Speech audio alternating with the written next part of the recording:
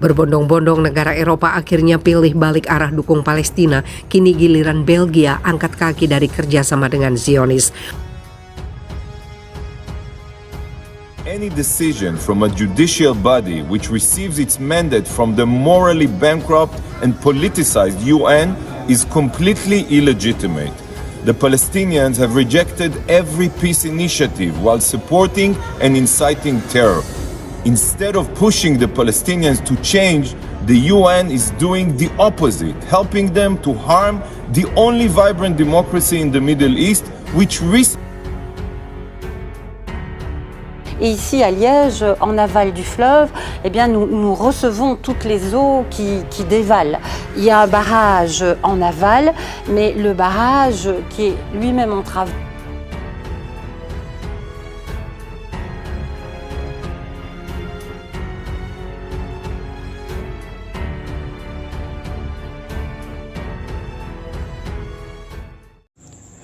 Hai para penonton Central News, sebelum lanjut jangan lupa subscribe dan lanjut tekan tombol Super Thanks.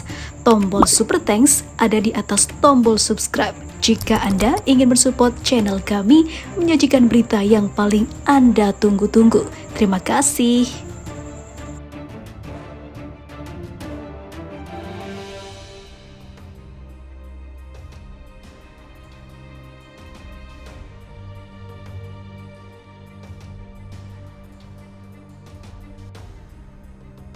Banyak negara yang akhirnya memilih untuk melepaskan diri dari bayang-bayang Israel, akhirnya memilih untuk keluar dan memutuskan hubungannya secara resmi.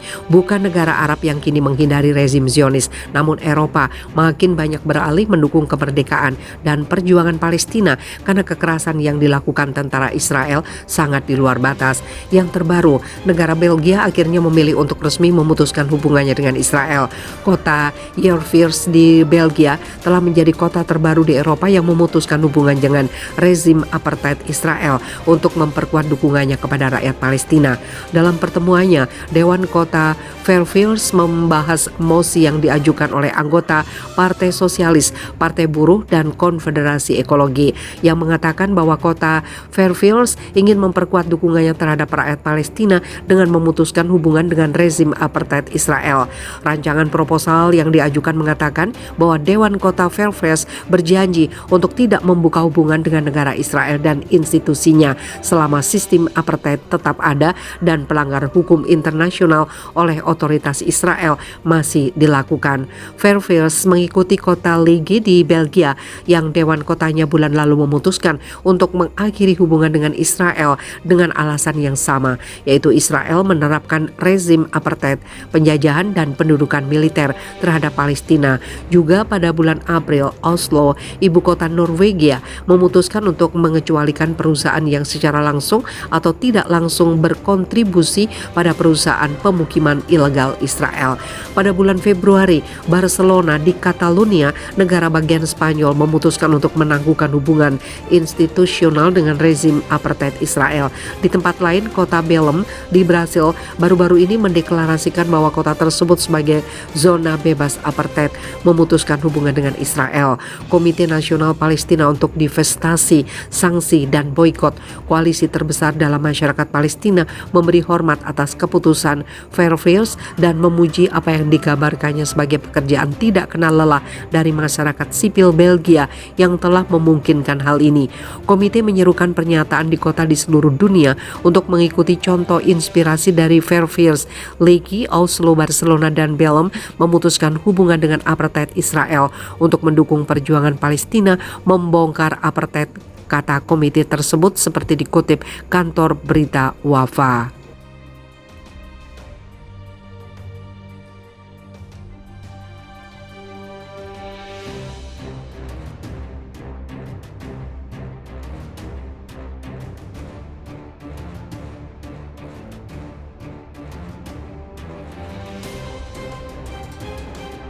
Mengejutkan, Uni Eropa jatuhkan sanksi berat ke Israel, dunia mulai jauhi Zionis. Di luar dugaan, setelah PBB makin frontal menyerang Israel dan menggusur banyak pemukim ilegal, kini giliran Uni Eropa jatuhkan sanksi berat ke negara yang ingin mencaplok wilayah Palestina itu.